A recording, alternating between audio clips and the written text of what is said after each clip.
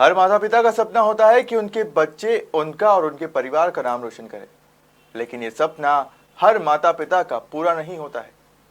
कुछ ऐसे ही सौभाग्यशाली माता पिता होते हैं जिनके बच्चे उन्हें गौरवान्वित करते हैं।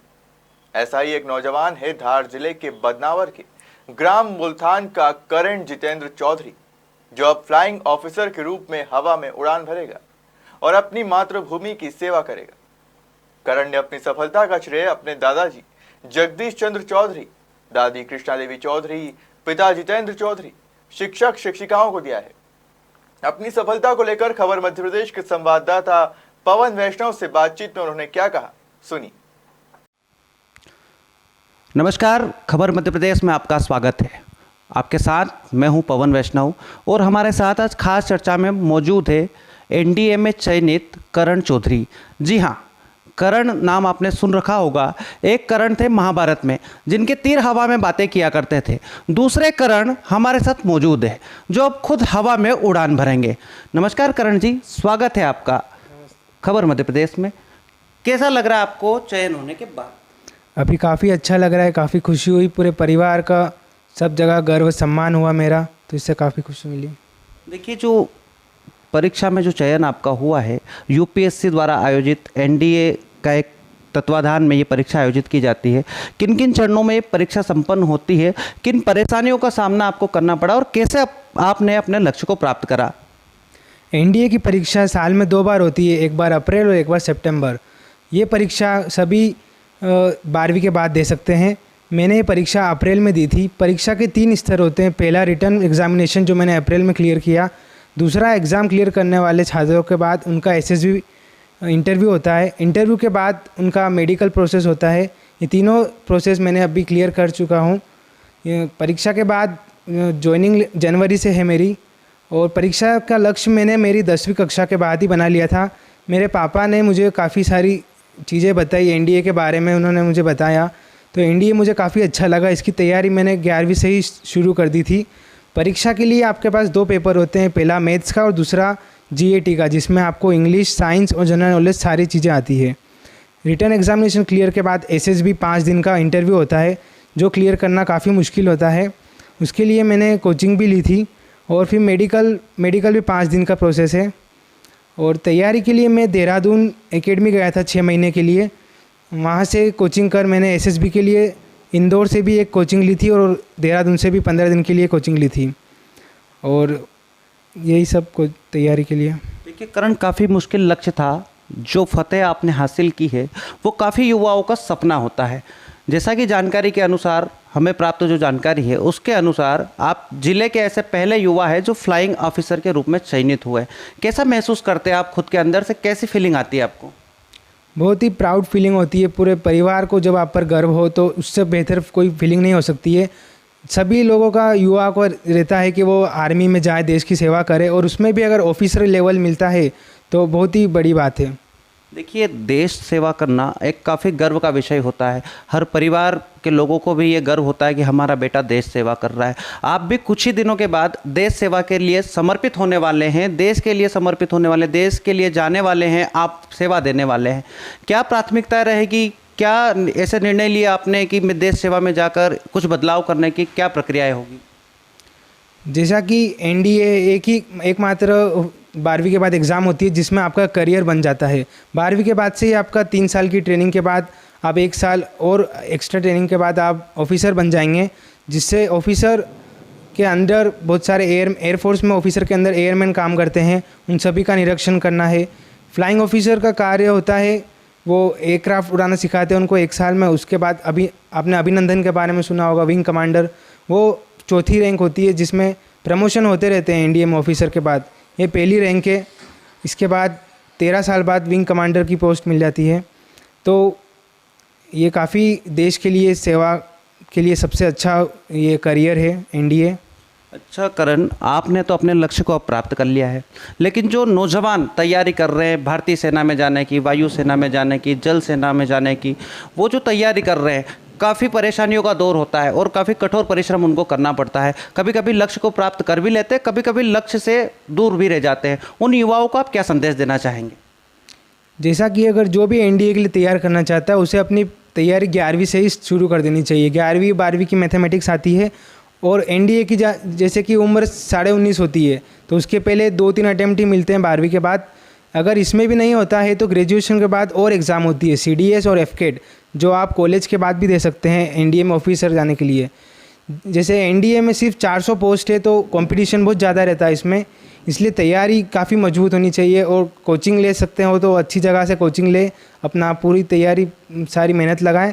डिफ़िकल्टी आती है इसमें भी, क्योंकि एग्ज़ाम क्लियर करना भी काफ़ी मुश्किल होता है। 4 लाख बच्चे एग्ज़ाम देते हैं साल में, जिसमें से 8,000 रिटर्न एग्जामिनेशन निकालते हैं, और उन 8,000 में से भी सिर्फ 400 पोस्ट रहती है एनडीए में। तो तैयारी करने के लिए आपका दृढ़ निश्चय बहुत ज़रूरी है, आपकी मेहनत काफ़ी मैटर करती है इसमें, और लक्ष्य एक ही होना चाहिए आपका, फोकस मेन। परेशानी काफ़ी आती है, मोबाइल डिस्ट्रैक्शन रहता है आजकल सभी लोगों को, तो उन सब से टैकल करना और अच्छे से एक लक्ष्य फोकस बहुत ज़रूरी है इसमें।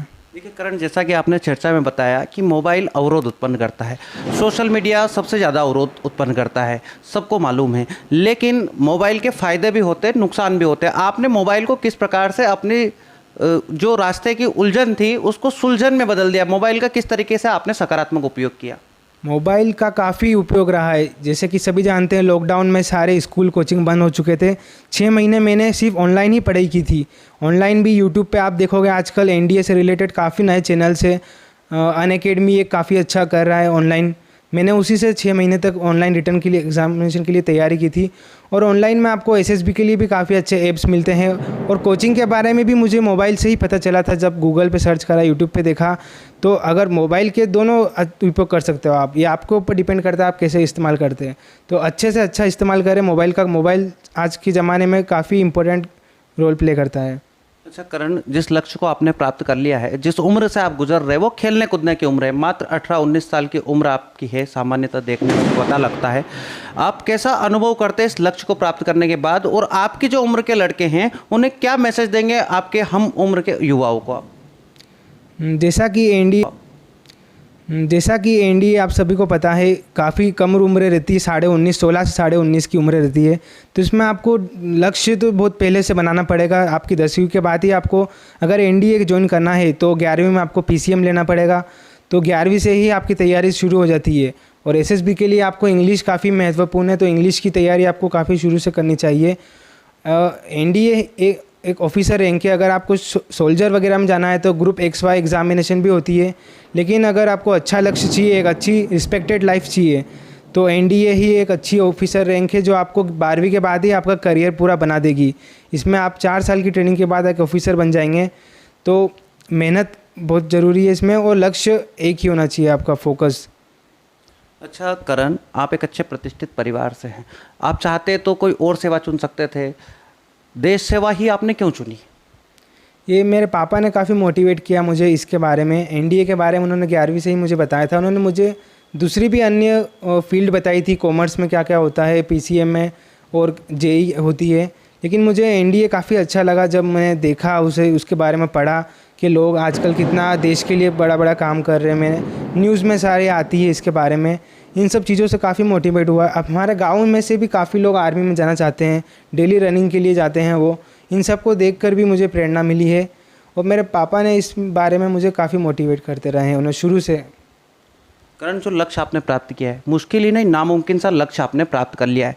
किन किन लोगों का सहयोग रहा, घर के किन लोगों की प्रेरणा से आप इस पद पर पहुंच चुके हैं, किन साथियों का आपको सहयोग रहा, किन शिक्षकों का आपको सहयोग रहा? घर का हर एक ये सदस्य का काफ़ी सहयोग रहा है, मेरे दादा से लेकर मेरे चाचू, मेरे पापा, मम्मी, सभी का। पापा ने मुझे काफ़ी चीज़ें बताई है इसके बारे में। इसमें इंग्लिश काफ़ी इंपॉर्टेंट होती है, तो वो मुझसे इंग्लिश में बात किया करते थे, इंटरव्यू लेते थे मेरे, और मेरे साथ साथ वो भी इसके बारे में पढ़ते रहते थे हमेशा से, और मुझे जानकारी दी। और जैसे कि हमारे गांव से ज़्यादा लोग दूर पढ़ने जाते नहीं है, मुझे देहरादून पढ़ने के लिए भेजा है। तो इसमें भी काफ़ी, उस टाइम कोरोना का टाइम चल रहा था, उस टाइम पे मुझे देहरादून भेजना एक बहुत ही महत्वपूर्ण निर्णय था, जो उन्होंने मुझे पूरा सहयोग किया। तो इन सब से मुझे काफ़ी मोटिवेशन मिला। और मेरी मम्मी का भी शुरू से रोल रहा है, बचपन में वही मुझे पढ़ाते थे, प्राथमिक शिक्षा उन्होंने दी है। काश्यप विद्यापीठ स्कूल बदनावर में मैं पढ़ा हूँ, वहाँ के सभी टीचर्स ने मुझे वहीं से स्टार्टिंग हुई है मेरी करियर की। और देहरादून में भी कोचिंग जब मैंने की वहाँ पर सारे टीचर्स का सहयोग रहा। उन्हें शुरू से ही यकीन था मुझ पर कि मैं इसमें कर सकता हूँ अच्छा अगर मैं मेहनत करूँ। और इंदौर वाले सर का भी काफ़ी रोल रहा है। और जैसे मैंने ऑनलाइन भी पढ़ा है तो ऑनलाइन भी सारे टीचर्स का महत्वपूर्ण रहा है इसमें सहयोग। करण, हवा में बातें करना आपका आगामी लक्ष्य है, हवा में उड़ान भरना आपका आगामी लक्ष्य है। उसको लेकर अभी आपके मन में किस तरह की प्रतिक्रियाएं मतलब पनपती है, किस तरह की प्रतिक्रियाएं आपके अंदर से उत्पन्न होती है, कैसा महसूस कर रहे हैं आप अभी फिलहाल? अभी बस मुझे ज्वाइनिंग का इंतज़ार है। जो जनवरी में ज्वाइनिंग है इसकी, नवंबर में इसकी मेरिट लिस्ट निकलती है। उसके बाद कॉल लेटर आने के बाद अब जनवरी से एनडीए 3 साल के लिए ज्वाइन करते हैं। एनडीए एक बहुत ही पुरानी एक संस्था है जो ऑफिसर्स को ट्रेन करती है। तो वहाँ जाने के लिए तो काफ़ी एक्साइटेड हूँ मैं। कब से इंतज़ार रहा है मुझे, जब 11वीं से ही लक्ष्य बनाया था एनडीए जाना है। अभी बस वो आ चुका है। जब मुझे इंतज़ार है 3 साल के लिए ट्रेनिंग एनडीए। और एनडीए के बाद 1 साल हमारी ट्रेनिंग एयरफोर्स एकेडमी होती है जहाँ पर एयरक्राफ्ट उड़ाना सिखाते हैं। तो वहाँ पर सारे ऑफिसर से मिलना होता है, सीनियर से मिलते हैं। वहाँ पर हम काफ़ी नई चीज़ें, वहाँ पर हमें ग्रेजुएशन भी कराई जाती है, बीटेक बीएससी। तो पढ़ाई के साथ साथ में शारीरिक सारी एक्सरसाइजेज होती है। तो उन सब के लिए अभी से मैं तैयार हूँ जाने के लिए। अच्छा करण, जिस लक्ष्य को आपने प्राप्त किया है वो काफ़ी सकारात्मक माहौल उसके लिए ज़रूरी होता है। आपके जीवन में ये तो डिसाइडेड है कि सकारात्मक माहौल आपको मिला होगा, लेकिन आपको जीवन में ऐसा कभी लगा कि नकारात्मक दौर आया था और मैं इस लक्ष्य को प्राप्त नहीं कर सकता हूँ, ऐसा कभी कोई दौर आया था? या जिन विद्यार्थियों के जीवन में ऐसा कोई मोड़ आता है उनको क्या कहना चाहेंगे आप? जैसे कि मेरा लक्ष्य तो 11वीं से ही था, 11वीं मैंने स्कूल से ही की है। 12वीं में मैंने कोचिंग ज्वाइन करने का सोचा था इंदौर में, लेकिन जैसे कि लॉकडाउन लग चुका था तो मैं जा नहीं पाया। तब मुझे लगा था कि अब मैं तैयारी कैसे करूँगा, थोड़ी मुश्किल आई थी शुरुआत में। पर फिर ऑनलाइन का पापा ने बताया, ऑनलाइन मैंने पढ़ा 6 महीने। डिफ़िकल्टी सबकी लाइफ में आती है। फिर वहाँ पर जाने के बाद भी देहरादून जाने के लिए शुरुआत में सभी हानि की थी, लेकिन जैसे कोरोना चल रहा था, केसेस सब इंडिया में बढ़ रहे थे, लेकिन खुल चुकी थी। 6 महीने का ही टाइम था एग्ज़ाम का। तब घर वालों ने पूरा सहयोग दिया, मुझे देहरादून जाने दिया। वहाँ पर भी नए नए बच्चों से मिला मैं, सभी से परिचय हुआ मेरा। सभी राज्य के वहाँ पर बच्चे आए हुए थे, तो उनसे सीखने को मिला, टीचर से सीखने को मिला। और सभी युवाओं से यही कहूँगा मैं, अपना एक ही लक्ष्य बनाएं और उस पर पूरी मेहनत करें। और एनडीए काफ़ी अच्छा करियर है जो आपका 12वीं के बाद ही बना देगा, तो 11वीं से ही उसकी तैयारी शुरू कर दीजिए आप। ये थे हमारे साथ मुल्तान के एक नौजवान करण जितेंद्र चौधरी, जिन्होंने बहुत ही कम उम्र में फ्लाइंग ऑफिसर के रूप में अपना करियर बना लिया है और शीघ्र ही एक हवा में उड़ान भरने वाले हैं। फ्लाइंग ऑफिसर के रूप में देश के लिए सेवा देने वाले करण चौधरी हमारे साथ खास चर्चा में मौजूद थे, जिन्होंने बताया कि अगर हम हमारे लक्ष्य के प्रति एकाग्रचित होकर कार्य करते हैं तो निश्चित ही सफलता एक दिन हमारी गोद में आकर बैठती है। कैमरा पर्सन योगेश चौहान के साथ बदनावर से संवाददाता पवन वैष्णव की एक खास रिपोर्ट।